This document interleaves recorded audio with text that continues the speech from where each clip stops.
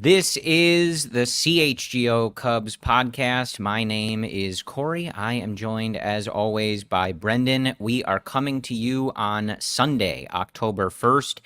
And Brendan, unfortunately, Sunday, October 1st is where the 2023 Chicago Cubs season ends. The Miami Marlins clinching the final wild card spot with a win against Pittsburgh on Saturday evening. So today was moot. The Chicago Cubs finish at 83-79. Brendan, I think, you and I had them at 84 and 78. Yeah. So we're wrong. Correctly had them at 83. So a lot of us kind of correct, but ultimately they missed the playoffs. They missed the playoffs barely. And I think there is a lot to discuss on this particular episode. But, just starting right off the bat, season's over. How you feeling just immediately? It's a mixed bag of emotions. I'm going to miss baseball. There's no baseball for 4 or 5 months. I'm going to miss baseball. At the same time, I'm kind of relieved. It's been a stressful month, man. I mean, you tweeted the other day, I think it was 12 to 14 games in which they were within 2 runs or something. Yeah. Emotionally, I'm exhausted from this. Yeah. And then there's a lot to discuss, which I'm sure will introduce this episode and continue throughout the offseason. But a lot of good, a lot of bad, a lot of frustration. Generally speaking, I feel like a net positive in like a net good path forward. But there's still a lot of frustrations. It's a weird mix of emotions. But right now, I just miss baseball. I just finished watching Dansby Swanson give his, locker room goodbye. I will miss baseball. Yeah, and I'm already seeing the quotes coming through from our guy Ryan Herrera, where Tom Ricketts is being asked about the offseason and spending over the luxury tax. So the offseason really has begun in earnest because we are parsing over the words of the owner, 20 minutes after the season is over. In typical fashion, too. Yeah. So to lay out what Brendan and I plan to do today, obviously we now have an entire October where the playoffs will be going on, but the Cubs will not be participating. And also, they can't do anything. So we will have plenty of time to go through, the good, the bad, the positive developments. And I think like we did last offseason as a full team, the CHGO Cubs team, really dive into every player and kind of set the table for this coming offseason. But I think today, first we want to look at what happened. Right? The Cubs had a 4.5 game hold on a playoff spot at the beginning of September. The Fangraphs put them at about a 95% chance to make the playoffs, and they did not. So we will talk about how that happened. We'll kind of compare that and measure that against the modest expectations they came into the season with. We'll take a look at some of the mistakes, and we'll talk about some of the things that were good and things that, as the season has just ended, we are happy that happened and our positive developments and things like that. If you are joining us live on the YouTube chat, we appreciate you being here. Hop in the chat. Let us know what you're thinking. Live, drop some questions. Yep. We're going to do our best to get to them, but obviously a lot to talk about here. If you're listening later on the podcast, we appreciate you. This is the end of, I believe, Brendan and I's 7th season talking about the Chicago Cubs, 8th, and our 2nd with the CHGO Cubs team. We appreciate everybody's support. This season did not end how we wanted it to, but for those of y'all that have supported Brendan and I for many years, we appreciate you. And for folks supporting CHGO and maybe catching us for the first time. We're happy you're here, and we're going to talk Cubs baseball because that is what we do, whether they have made the playoffs or not. So, Brendan, I think what sticks out for me, as you mentioned, I tweeted this the other day, the Cubs in September lost 12 games by 1 or 2 runs. So 2 runs or less. I don't know why I phrased it that way. That is a gut punch. That is the first thing that stood out to me about how this season ended. Like, obviously, a lot of us were happy that they were playing meaningful baseball really up until game 161, right? They made it so close. But that being said, this September, you don't like to watch your team get blown out. That's not fun. But I think sometimes those losses are easier to stomach. This September, for all of us, was one just punch in the stomach after another. Blown leads, walk-off losses, the inability to score on bad pitchers, bad defense, just a horrible stretch as a fan to sit through, right? Because it was just a win that felt like you had or that was close and given away every time. So this was a particularly brutal way, I think, for them to miss the playoffs, whether people expected it or not. And there's always the blame game. Do we blame the pitching? Do we blame the offense? Do we blame Dansby Swanson's $177 million contract? There's always the blame game. What about David Ross and the decisions? What about Jed Hoyer not making deals at the deadline? What about Tom Ricketts not spending money over the years? It's easy to try to give the most blame to one aspect of an area of the organization.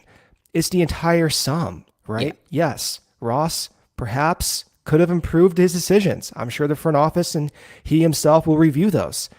Jed Hoyer made some mistakes in his free agent signings despite some successes with other signings. The players underperformed in September. There were stretches for many of the hitters in the middle of the order that were not good. Say early on, Bellinger, good throughout most of the season. There was a little brief stretch there. Dansby was not up to his standards in the last 2 months of the year. There's a lot of blame to go around. But this team, if you zoom out, this team was not built for this. It just was not. 83 wins was above their expectation. They were not built for this. I think they could have been built for this had certain moves been made months ago, years ago, perhaps. But this team, as it was constructed, was not good enough. Right. I see a lot of chatter about David Ross in the chat, and I'll just say this. Again, we have a while to parse through this stuff, but Tom Ricketts did speak to the media and did suggest that he is their guy. He liked what he did, and as long as the players believe in that clubhouse and believe in him, he would be back. Now, that doesn't mean it. You guys, if you've been listening to us for any period of time, you know better than to take anything that Jed or Tom or even Theo at the time said at face value. They say what they need to the media, and they have their own agenda, right? But the earliest indication we have, 10 minutes after the game, our guy Ryan Herrera sending those quotes in. You can follow him on Twitter at Ryan_A_Herrera. The vote of confidence, right? So again, doesn't mean that that's what they're going to do, but that is what they said so far. So what I think, in addition to how brutal this stretch was, I think what is particularly frustrating about how this played out is, yes, they landed around where we predicted as far as their record. Yes, they were playing competitively. They checked off a lot of boxes, I think, that they set out to accomplish at the beginning of the year, right? It was a much better year than last year. They were not sellers at the deadline. They were playing meaningful, competitive, playoff implication baseball up until the last day of the season, right? That was all on their list for them to do. But they had it, Brendan. They had it. They had a huge opportunity to make the playoffs. And even if they got swept in the first round, everybody would have said, unbelievable. Perfect year, building block. Okay, boom, let's go on to 2024.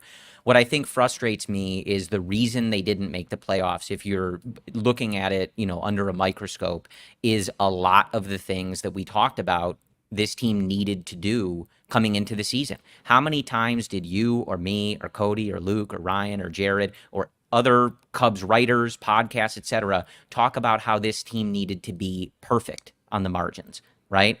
They needed to be excellent on the bases. They needed to be excellent on defense. They needed to take those little edges and be the better team. I always like to use the example of like loose balls in basketball, right? This Cubs team needed to get every loose ball because they don't have Michael Jordan to go and score 60 points a night, right?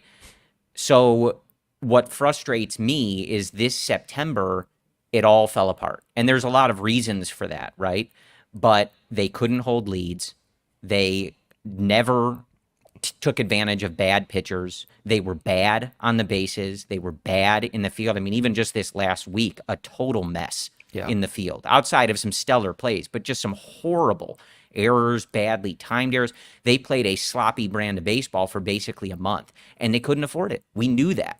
They had to nail every little move, and they didn't do it. And it reared its ugly head here in September, and ultimately it cost them a playoff spot. It cost them a playoff spot. And maybe, yes, we were talking about the moves we had hoped they would make. I understand the direction Jed took. We're idiots. Who's to say that's what we think is actually what's real and going on? But there was a comment in the chat here earlier, what moves could have been made? Mm-hmm. And when I speak about this, I speak in generalities, right? I don't know specifically what moves need to be made. But going back into the offseason, you can follow the logic. And one of the points of rationale was keeping the possibility of acquiring a stable reliever at the deadline open. And you and I talked about this, and I feel relatively strong that we were almost right about the intention of wanting to keep that window open. And we said verbatim when we were discussing Michael Fulmer, 10 to 15 million. I would like 10 to 15 million open at the trade deadline. And if they were to sign an arm... Space until the luxury tax, you mean? Before you hit the luxury tax. And we had the questions in January and February. Do you want to sign a reliever? My answer was no. I don't want to sign a reliever because I am not confident in the current batch of remaining free agents, including Michael Fulmer. Now, at the time, Michael Fulmer, $3 million, you assumed it would keep them open around 10 to 15, but it didn't. They ended up being around $5 million at the trade deadline, and you were only able to go out and get Jose Cuas, who became the next Steve Cishek for David Ross. Right. It wasn't enough. And then the idea, which I, looking back, could understand at the time, but you still have to refine your process when it doesn't work.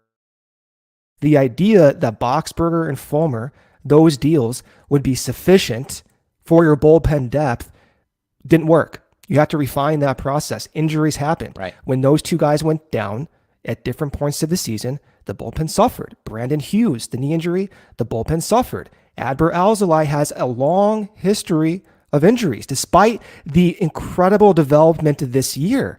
But when you try to limit the nonsense and project the team with a high degree of confidence, one of the most unpredictable features is anticipating injuries. But if you have a group of guys with a history of injuries, you know you have to consider that. And they, to me, didn't quite consider that risk. And I wish they would have gone out and sure up the possibility that had those injuries happen, had some of the reversion from other pitchers happened, they would have been okay. And the fact is, despite the offense, which was truly a problem, that was a pitiful performance of September. Despite that, they could have squeaked out a few wins. That offense was quite good for 4 months. Their run differential was plus 100, Corey. Right. Had they squeaked out a few wins, we would not be having this discussion right now. Yeah. And I do see the David Ross chatter. I don't want to get into it too much because I want to look at the team, and I think David Ross is going to be a huge point of discussion for a lot of the CHGO Cubs shows going forward. But I do think it is obviously a natural thought for people, Brendan, right? You have a team that ends up with a plus 96 run differential, which is the best in the NL Central, a division that they will not win. And they lost a wild card spot to the Marlins, who have a negative 56 run differential, and the Diamondbacks, who have a negative 15 run differential. They also have a better run differential than the Phillies. Then, as we said, you lost 12 games in September by a run or 2 runs. Whether it is, his fault and you want to put the blame on him or not, a lot of that, and, as Michael Collada in our chat on YouTube is saying, a lot of people are going to look at the manager. You lost a lot of close games. You weren't playing clean baseball, and you weren't able to capitalize on just having a better, run situation than all these other teams. I get a lot of people are going to look at the manager. I get it. I'm just going to acknowledge that, and it's a longer discussion, and it's going to be something we discuss a lot as a group going forward here. So we will.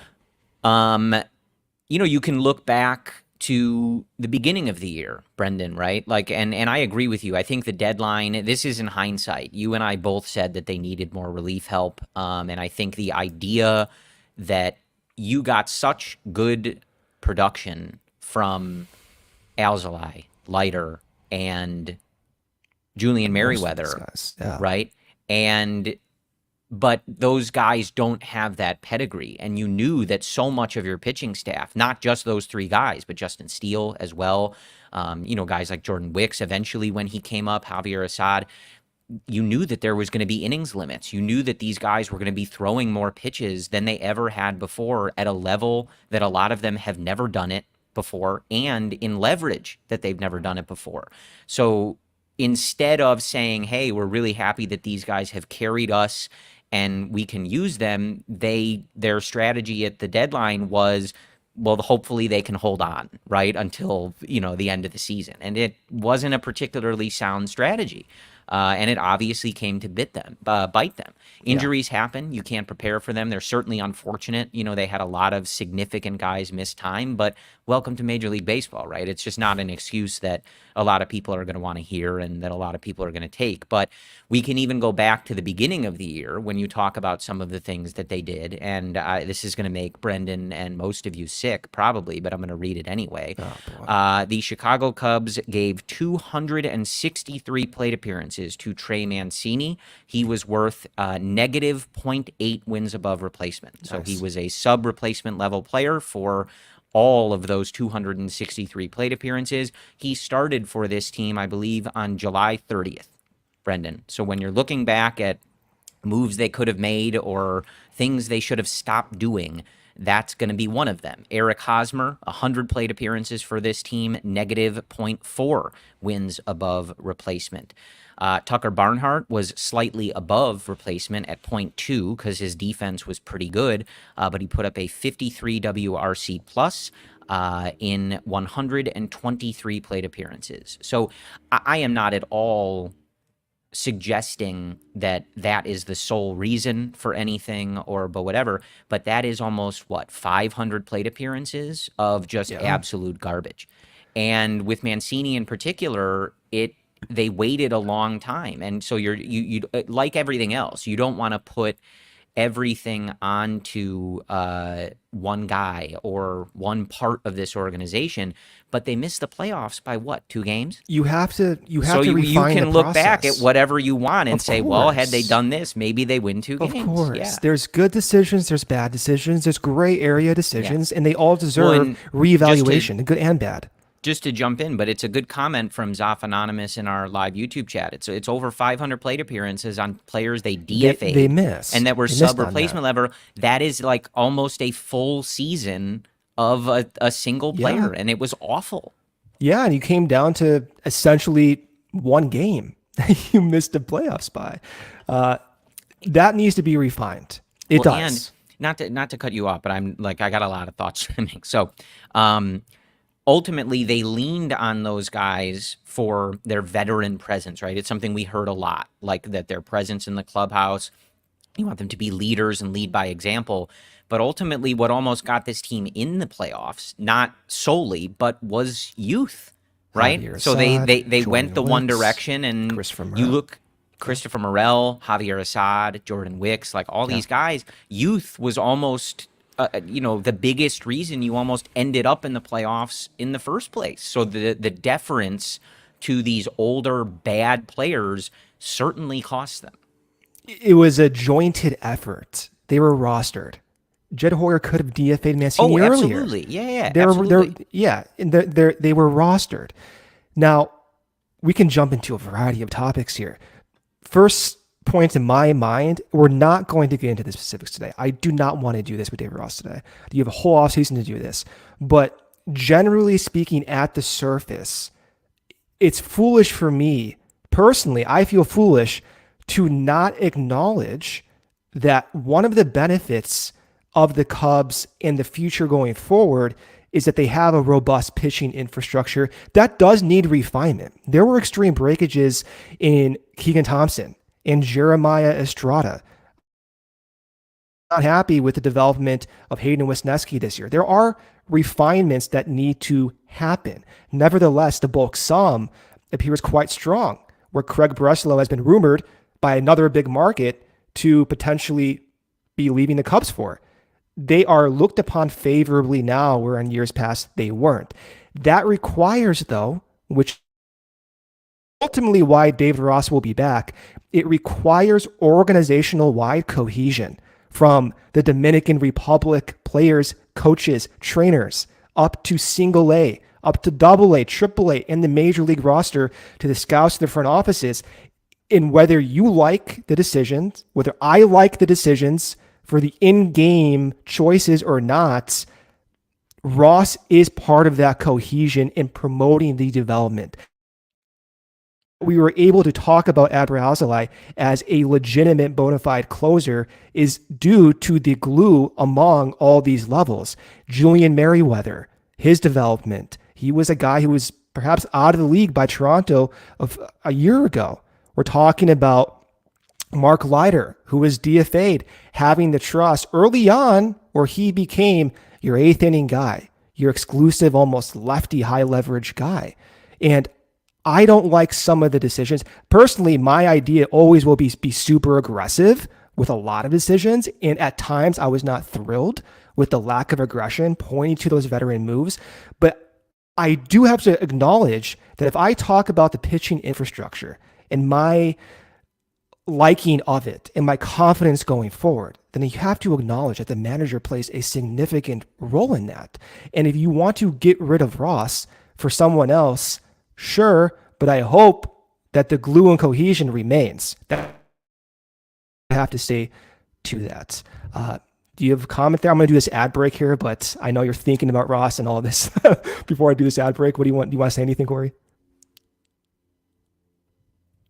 Corey, your Wi-Fi might be a little out, which is fine. We'll do the ad break here and you can get resituated.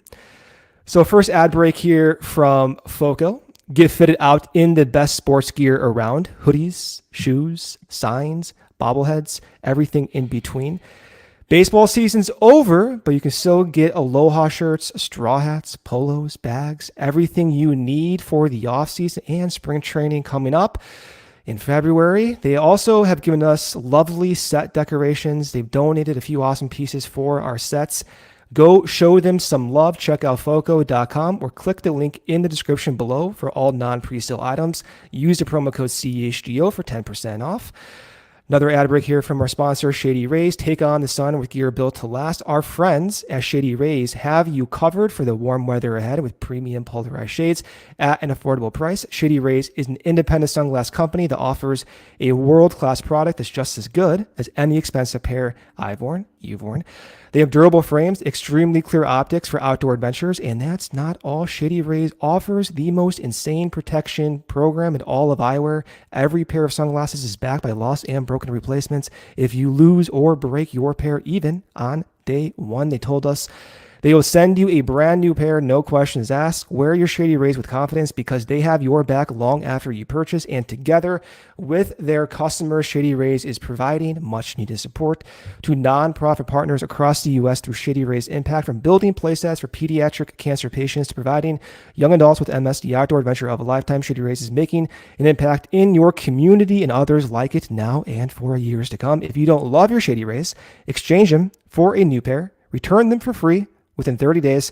There's no risk when you shop. Their team always has your back, and exclusively for our listeners, Shady Rays is giving out the best deal of the season. Go to shadyrays.com. Use code CHGO for 50% off 2 or more pairs of polarized sunglasses. Try for yourself. The shades rated 5 stars by over 250,000 people. Corey, are we back here? Do you hear me? Are we good?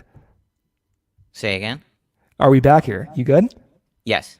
Yeah, Okay, I was having a excellent. little trouble hearing you. Yeah, we've resurrected Corey. Yeah. So, yeah, man, like ultimately there's a lot of blame to go around. And I'm looking at our live YouTube chat, and it seems to be quite mixed, right? Like of where people seem to be the angriest about what happened here. And there are some folks that are, happy with the way the year went and ready to build on, something bigger in hopefully 2024. Again, like ultimately, I think it's just the way that this happened. And you and I have talked a bit about, it just being somewhat predictable, right? Like this team was not built to last through this. And there's one part of logic that is going to say, well, that's kind of what they went into the season suggesting, right? They were going to see what happens and hopefully compete, and it is what it is. But as we said, like when you enter September with a stranglehold basically on a playoff spot and you give it away by playing bad baseball. I think there was a tweet from Sahadev Sharma at The Athletic that in September, the Cubs allowed 15 unearned runs. 14 of them came in 7 losses in which the Cubs were outscored by a combined 13 runs. So it was right there. Like you can list a bunch of games that they could have won. And of course, that's true for every team, right? The Cubs also won some close games and stole some games from people, stuff like that. But does anybody care about that when you miss the playoffs by 2 games, right? No, you're looking at a stat like Sahadev just read, the amount of 1 or 2 run games you played, the amount of errors you made, things like that. They had 10 innings. I think they scored 4 runs off of Chris Flexen, right? In, when they were playing Colorado, Brendan. Like there's a number of things. I think it was Tom Ricketts actually who said, I don't want to get in the habit of saying that seasons where we don't make the playoffs are good seasons. And he went on to say that some good things happened. There was some good moments, blah, blah, blah, right? But that's not to agree with Tom, right? But that's kind of how I would look at it, Brendan, where it's like, I know what the expectations were. I understand the limitations, and I'm hoping that the future is where they are focused, right? To push chips in and really try to be a World Series juggernaut contending team. But it is hard to shake. Like they gave this away, and they really have nobody to blame but themselves. And you can go back to some of the things at the beginning of the year that they did, and you can also look at some of the moves they didn't make at the deadline. Everybody knew they would need more relief help. Everybody knew they tried with Candelario. It didn't really work, right? So I can't really fault them there. He did not come over and provide that offensive lift that they really needed, and then he got hurt. It is what it is. But the bullpen stuff, the pitching staff stuff, the depth just wasn't there. You were trying to ask those guys to do a job that they are just not equipped to do, and it cost you.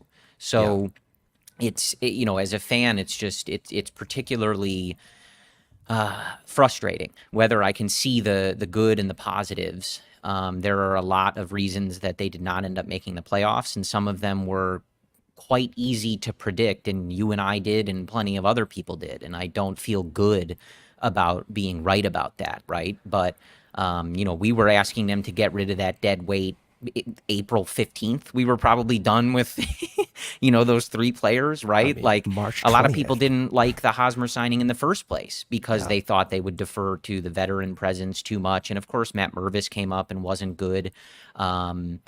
And those things happen. So it's frustrating. There's a lot of you do the autopsy on this team, and there are a lot of causes of death. Right, there is not one, and some are going to be easy to kind of get over, I think, in the next few months, and others are probably going to sting for a little bit. Yeah, and there's a lot of frustration. It always is going to happen. There's frustration towards players that make the most money. There's frustration towards Ian Happ batting third for the majority of the year. There's frustration with Dansby Swanson at the tail end of the season. I understand all of that. My larger response to that is when trying to project offenses, the ceiling of an Ian Happ or a Dansby Swanson, it's not high enough. And if you look at Dansby Swanson's projection this year offensively, he hit his projection on the nose. He was an above average offensive bat despite some of the late season struggles. He showcased why he's one of the best defensive shortstops of all time. Ultimately, Nico and Dansby accumulated 10 total wins above replacement. That's awesome. That is every bit worth of that contract. Then again, we talked about this in December and January. And there was an episode you and I did called the Dansby Swanson scenario. And that may have been interpreted as negative at the time. But in that episode, we discussed, yes, Dansby Swanson would be an excellent signing, but they need to layer on that signing. Yeah. They didn't layer on that signing for reasons that you can go back and criticize and try to understand the process. But the main point that we talked about and that we'll talk about going forward is you need certainty in your lineup. Dansby Swanson never was a middle of the order bat. He's an above average offensive bat, and especially so for the shortstop position, and more so for any defensive shortstop in recent memory. Insanely valuable. But even from Jed's words, his mouth himself, this team needs power. Good teams blow other teams out. They didn't do that. You saw an extreme breakage of that in September. And going forward, when we talk about an offense and a middle of the order bat, I'm not talking about Ian Happ anymore. I'm not talking about Chris Morel batting leadoff or third. I'm not talking about Dansby Swanson batting third, fourth, or fifth. I'm talking about what will it take to get Juan Soto? What will it take to get Cody Bellinger and then some? Show me, please, the 400 weighted on base average hitters that bat third and fourth that we had in 2016 with KB and Rizzo. We've never had that. It was unfair and foolish from the front office to expect that those guys would go above their projection because they hit the nose on that projection. Yeah, I mean, I think, look, I understand, in particular why people are going to be disappointed in the way the season ended for Dansby, right? He signed a big contract. He talked constantly about winning. And in, I think August and September, he was a below league average hitter, right? That being said, right, I do agree with you. And I think this is similar to Ian Happ. Like, it is not those players' fault if the Cubs are asking them to be players they are not, right? This season for Dansby was very much in line with who he's been his whole career. I believe by WAR, this is the second most valuable season of his career, right?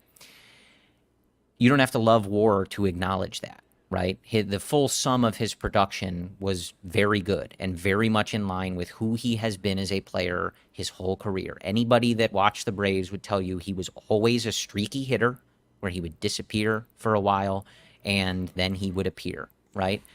The full sum was very much who Dansby Swanson is. The fact that the Cubs needed him, not just wanted him, but needed him to be a fifth hitter in this order, he just isn't. He isn't. And I always say this to people, but if you look at game one, when the Braves won the World Series against the Astros, Dansby Swanson hit ninth in that lineup. And he hit ninth for a reason, right? And they win the World Series because they have guys like Freddie Freeman, Ronald Acuna, those guys, real sluggers, right, who carry the lineup. again, I understand why people are frustrated, right? You talk a big game, and there were a lot of clutch opportunities, and he grounded into a double play. He had a few, 0 for 4, 3 or 4 strikeout games. Like, I get why people are going to look at him and be, shine the spotlight on him because he asked for it, right? But all I would say is to just properly contextualize it. Like, he's not that hitter. He is not a hitter that is going to carry this lineup. Neither is Ian Happ, really. Ian Happ is a wonderful complementary hitter. He's a very good player. But this team needs stars, right? Legitimate stars. Cody Bellinger performed like that for most of this season. He kind of sputtered out toward the end. But, like, that's the type of production that they needed. And I always look, now at like the LA Dodgers as a particular example because they've changed a lot in the last few years.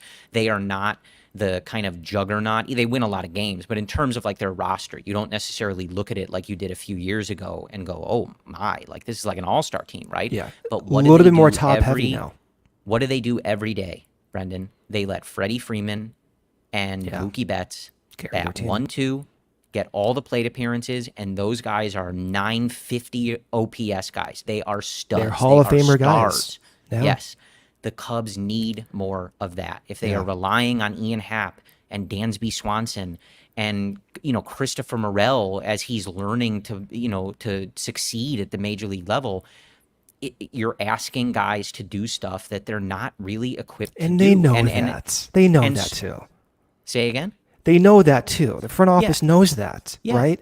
They were willing to accept that risk this year, but they know going forward they need more certainty. You want to go above, man. You need like studs in that lineup. Yeah, if you want to go above a 90 win projection, then you need to push the boundary. You need to push that upper echelon of your projection. You need a lineup where, Dansby and Ian are hitting 6, 7, right? Because you have so many good hitters hitting in front of them. And then your lineup is so deep and complemented with these guys.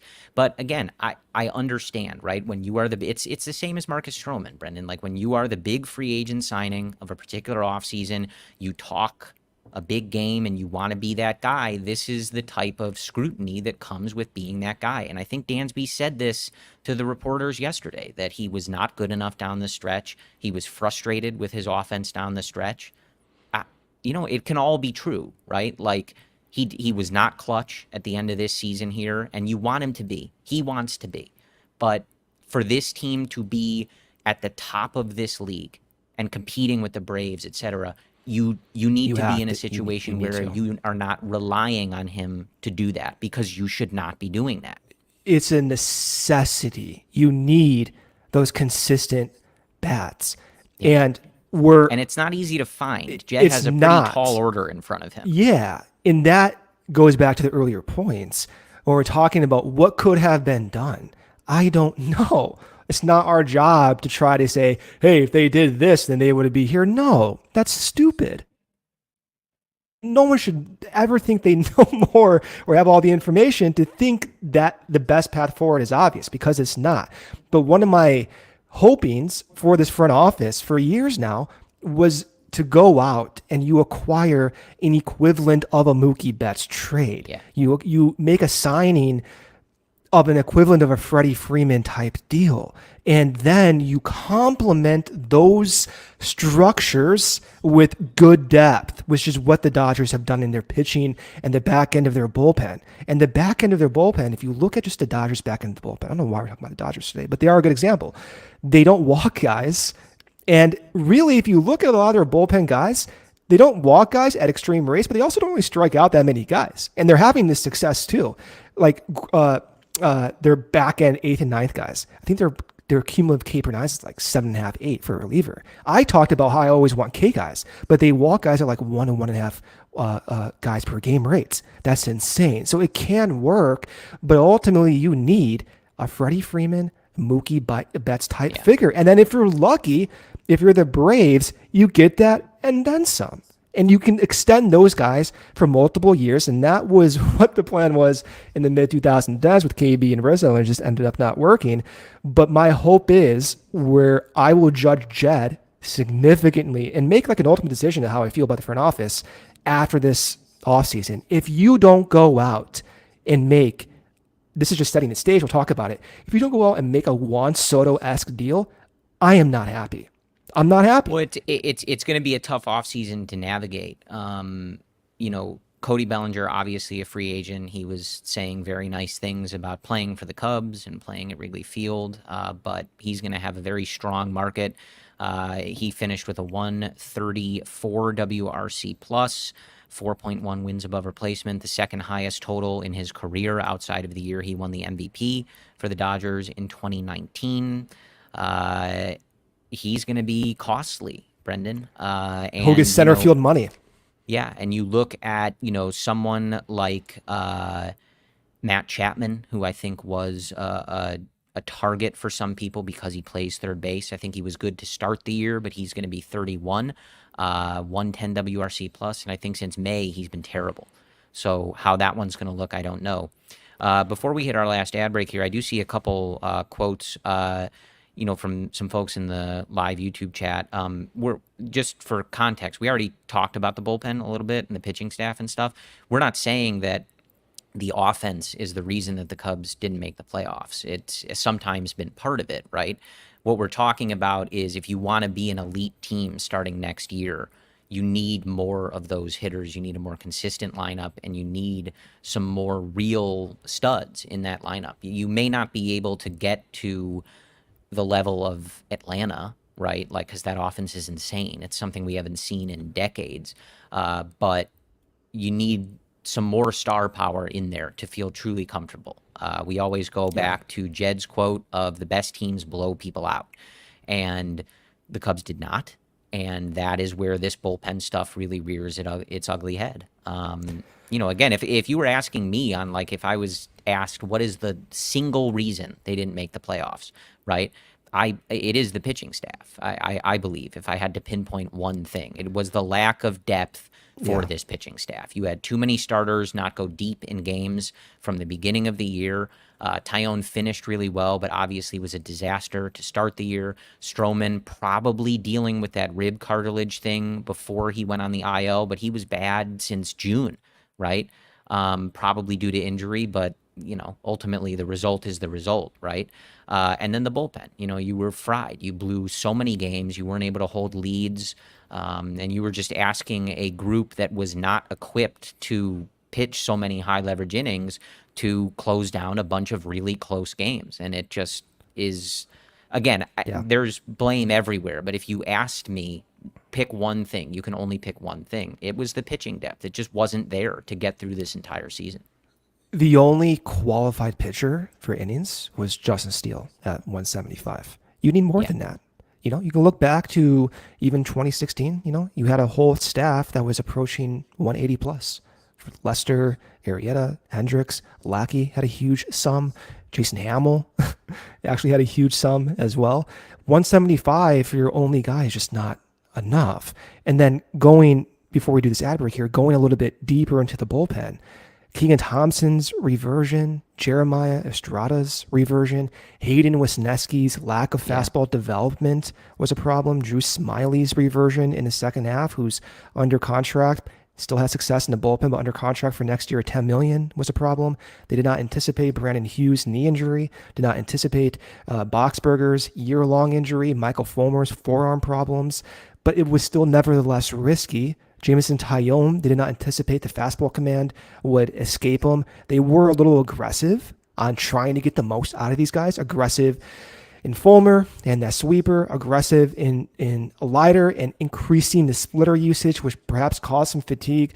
Aggressive with trying to push the boundaries on guys like ALLCITY, game in, game out in late August. They were very aggressive, both on using guys as well as trying to optimize and get the most out of it. And I think once the entire group meets and tries to understand what went wrong and what went well, like they will need to make some changes, it's going to happen. They know that some things didn't work out And you can't accept that as something that's random. There's something that needs to be fixed and optimized, but it doesn't take away a lot of the successes. Yeah. When I think, ultimately, again, the front office is going to know this. Everybody's going to know this. I think when you're looking back at the 2023 season, the key takeaway is, should they have done something differently earlier, right? Because it's not like the way this season ended is like everybody's like, oh, what? Like that team fell apart. It's like, yeah, like, we know, right? Like you didn't have the depth in so many places to navigate this full season. I think the real question is, should they have handled the offseason differently, or should they have pivoted earlier, right? And when you did make the decision to be buyers and not sellers at the deadline, did they go aggressively enough to make sure that they had plugged all the holes? And obviously, as we sit here talking about a team that isn't in the playoffs, the answer is no. Well, you can go back even to last year, right? And one of the processes I hope gets reevaluated slightly is just the 40-man concepts. Really conservative with the 40-man decisions in my perspective, my dumb perspective. But I wished that they were aggressive with Matt Mervis in 2022. Right. The reason for this is, had the information been made aware to the front office that Mervis would struggle against major league pitching, perhaps that informs what they do in the off, where an Eric Hosmer deal seems too risky. I liked what they did this season with calling up PCA, super aggressive.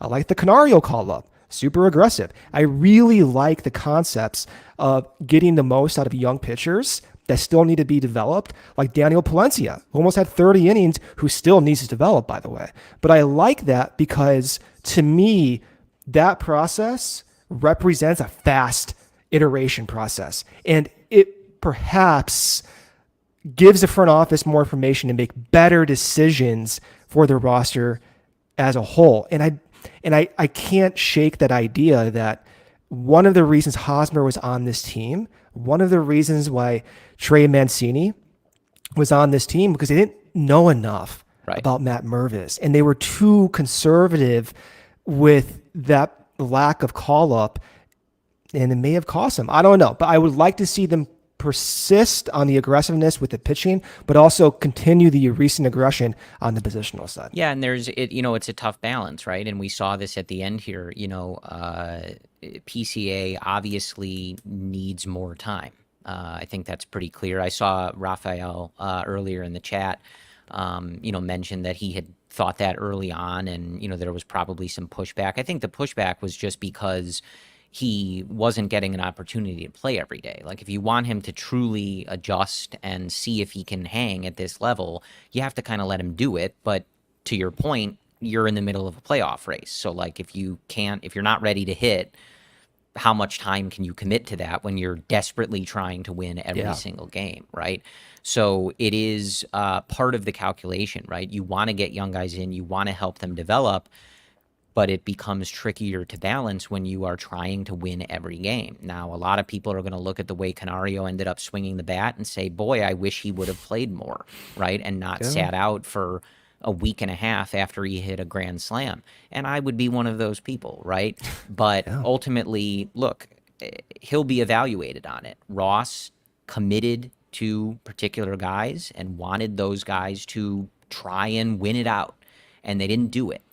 And he'll be held to that. We're not going to get in too deep in the weeds. I would be shocked if David Ross does not return for this team. I'm not dismissing all the reasons, and I'm not saying that's my decision. But just my opinion, I would be very surprised if the Cubs have a different manager next year. Whether people like that or not, whether I like that or not, whether you like that, Brendan, I hear the argument. I make a lot of those arguments, but that is just my guess.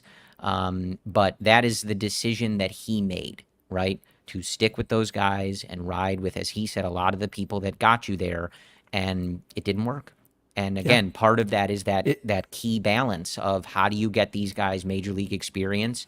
How do you let them adjust to major league pitching? Because you can't do that when you start on Monday and then you pinch hit on Friday and you don't start again until the following Thursday, right? Like, PCA is very young. This was a very difficult situation for him to be into. It doesn't change any of my opinion of him as a top prospect or as someone that is going to be a huge contributor and I think ultimately a star player in this league. But asking him to do it in this circumstance, it was not something that he was able to do, and I don't think that's surprising.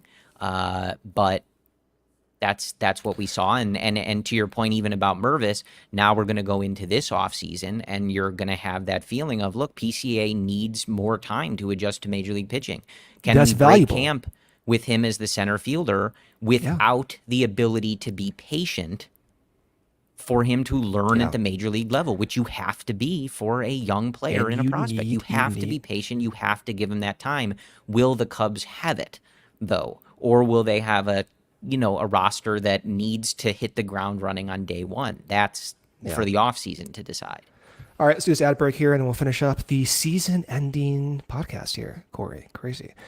All right, CHGO is supported by Goose Island Beer Company, Chicago's beer since 1988. They have a very deep beer roster, the Oktoberfest, the Beer Hug family, 312 Wheat Ale. They have the Full Pocket Pilsner, the everyday beers those who make beer are drinking. Grab Ultra Fresh Brewery exclusive beers at Goose Island's original brewhouse in Clybourne Avenue in Lincoln Park, or from their tap room on Fulton Street in Westtown. Goose Island Beer Company, Chicago's beer. Another break here from our sponsor, Fubo TV. Fubo has over 140 live channels of sports, shows, movies, and news. Stream live TV from any device. Watch the most Chicago sports for the lowest price, and you can start watching immediately with a free trial. No contract, no cable, no hassle. Just sign up and start watching. Over 1,000 hours of cloud DVR is also included at no extra charge. You can watch your local teams while traveling. If you want to watch college football like the Big Ten, if you are completely miserable and you want to keep watching the Bears, you can watch the NFL, NFL Network, Red Zone. You can watch the UEFA Euro qualifiers, the Ryder Cup that's been going on. Fubo TV has you covered. And right now, we have also the NFL back, and you can bet on the NFL with DraftKings. We're back with another week of football, and DraftKings Sportsbook is keeping us in on the NFL action with great offers every single game day. New customers can bet $5 and get $200 instantly in bonus best throwdown on any of this week's epic matchups to walk away as an instant winner. And DraftKings is not stopping there. All customers can take advantage of 2 new offers every single game day in this month. Football is more fun when you're in on the action. So download the app now, sign up with code CHGO, and new customers can bet just $5 to get $200 instantly in bonus bets only on DraftKings Sportsbook, an official sports betting partner of the NFL with code CHGO. The crown is yours.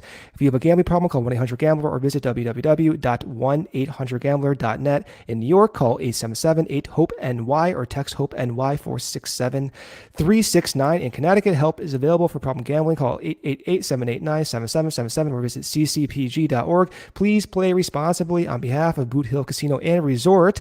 Licensee partner Golden Nugget Lake Charles. Over 21 years of age. Varies by jurisdiction. Void in Ontario. See sportsbook.draftkings.com/football terms for eligibility, terms, and responsible gaming resources. Bonus bets expire 7 days after issuance. Eligibility and deposits restrictions do apply. Reading that made me feel as if I were playing for the Cubs in September, just completely exhausted over here. We do have a super chat from Gerard, who has been in this chat, I think, all season. We appreciate you, Gerard. I couldn't have gotten through 162 games without CHGO Cubs. Corey and Brendan, thank you for all your knowledge, Gerard. passion, and dedication to Chicago Cubs baseball. I'll be here for the offseason and spring training 2024. Thank you, Gerard. We appreciate that very much. Also a super chat from Rob German or Rob Herman. I know it's Herman for some of the guys in Major League Baseball. So Rob, however you pronounce your last name, we appreciate the super chat. I don't see a comment, but if there is something you wanted to add to that, just drop it in the YouTube chat and we will read it. We appreciate the super chat. And appreciate all you for being here with us throughout the season. Some of you have been, as I said, with Brendan and I for years. Some of you just meeting us through CHGO Cubs and the rest of the CHGO Cubs staff. But we are very happy to have an audience to talk about the Cubs. We're very happy to have people to interact with and talk about this team with, because that is what we're trying to do at CHGO is, build the community and find people who are watching 162 psycho? games of this team and Mentally gutting it ill? out, right, Yeah. together to Sure. talk about this team. So this discussion could go on, and it will unfortunately go on for months, Brendan. But ultimately, again, the Cubs missed the playoffs. They finished with 83 wins. The 95% playoff odds they had at the beginning of September, gone. And, one thing we didn't talk about, a huge portion of that, right? The reason you lose all those tiebreakers is because you didn't play well against these teams you were competing with, right? You had that brutal series against Miami where I think all of the losses were by a single run, right? And then you had 7 games with the Arizona Diamondbacks here in September, and they knocked you around. They earned that wild card spot over you, no questions asked, right? There is nothing to look back there and say, oh, the Cubs deserved it. Arizona took it to you, right? They were 6-1, I believe, against the Chicago Cubs. Yes, like, they were. that's a huge reason for it. We can even look at all those other things, and it's extremely nuanced. But straight up, had this team been better against Arizona or better against Miami earlier in the season, we are having a different conversation, and we are likely getting ready for a playoff game on Tuesday. So any number of ways to look at this. In the last few minutes here, I see a comment in our live chat. Hi, I'm Brendan Moore. I'm a fan of Chicago Cubs baseball. Nice. Hi, Brendan. Welcome to Hi. the chat. We are too, even though it makes us Literally. miserable. I want you to tell me give me a positive takeaway from this season. We will finish on a positive, but I think we've spent the first 50 minutes here talking about what happened, right? The reasons that this team didn't make the playoffs, looking into some of that, going through some of the tortuous stats that just sound miserable, right? About how this happened and how it all fell apart. Give me a positive takeaway on this season, and not just, spinning something, but a truly positive takeaway from the 2023 Chicago Cubs baseball season. Cohesion. You saw it from scouting, from drafting, from graduating players, from single A to Major League Baseball. Matt Shaw was drafted. 3 months later, he's in the conversation for third base next year. That is a testament to how the Cubs have changed their front office structure, their scouting structure with Dan Kantrovitz. And without understanding the nuance of decisions and the nuance of development in the whole spectrum of free agent possibilities, I fall back on, generally speaking, the front office appears for the first time in quite some time to exhibit a degree of cohesion across all levels. And that gives me confidence because there might be moves and decisions that I'm not thinking of, that I'm not expecting, and ultimately they may happen that get this team to the next level. And the reason I think that, again, is because the bulk sum of the value this year. Jordan Wicks graduated, perhaps a staple in the rotation from day one. Daniel Palencia, 30 innings pitched. Javier Assad, incredible development. And the fact he did it, the fact that Javier Assad succeeded in a way that wasn't a cookie cutter type method, heavy sweeper, heavy fastball, adds more information to predictive tools to find similar type pitchers. Very valuable. Overall, the direction seems positive. The direction seems better than most teams in the league, despite some of the nitpickiness you and I do today and will do in the future. And still, despite that positive feeling, they got to make the moves this offseason. It may not be enough, but generally speaking, it feels good right now. Yeah, I do see the father of Delmetrics, one Cody Delmendo, in the chat. Brave of him, credit to him after the Bears game Still that alive. he endured. As I always say, though, a good aside, our CHGO Bears team is the best in the city, I believe. And although this season is obviously an utter mess, their coverage is second to none. They had another tailgate today. Brendan and I are not in Chicago. I am not in Chicago today, unfortunately, but those tailgates are an amazing event, an amazing way to meet other Bears fans and have a great time before the games on Sunday mornings or afternoons. So check all that out at allchgo.com. I don't think you'll regret it. For me, yeah, I think there's a lot of individual positive takeaways. I think the progress we saw from some of these young guys, the contributions you got from Jordan Wicks and Javier Assad being thrust into a horribly difficult situation, taking over full-on rotation spots in the middle of a playoff race where every game was must win. I mean, that was a massive effort from those guys. Wicks, of course, his last start is one to forget, but he was really good. Javier Assad was really good. They need to find a position for him, but at 24 years old, Christopher Morel with a 118 WRC plus on the season. I think a really nice season for Christopher. Seiya Suzuki finishing the year with a 126 WRC plus, 3.2 wins above replacement. Obviously carried this team offensively for the last few months here, was one of the best hitters in baseball for the last few months here. I think that's a huge development. Agree. And yeah, I think it was progress. Ultimately, I'm very disappointed and frustrated, and I can't really brush off the way that they let this slip away from them, given the opportunity they had, coming into September, and the way that they played from And that you kind of shouldn't. 2-week stretch pre-trade deadline on. They had it, man. This was a fun team. It was a fun season, and they blew it, right? For a lot of reasons, and not just reasons that happened in September. They go all the way back to the offseason, as we discussed. But I am frustrated with that. That being said, ultimately the year was in large part what we wanted, right? It was better than last year. They had a winning record. They bought at the deadline. They were competitive in game 161. There was a playoff spot potential for them, even if the odds were low by that point. And that is what we wanted. And that's not to excuse what happened. And of course, that standard is not what we want for the Chicago Cubs, for one of the richest organizations in all of sports, right? Like, that is not the standard we want. But when they start on that partial teardown or whatever they were, retool or they were calling it, that's what you want in the process.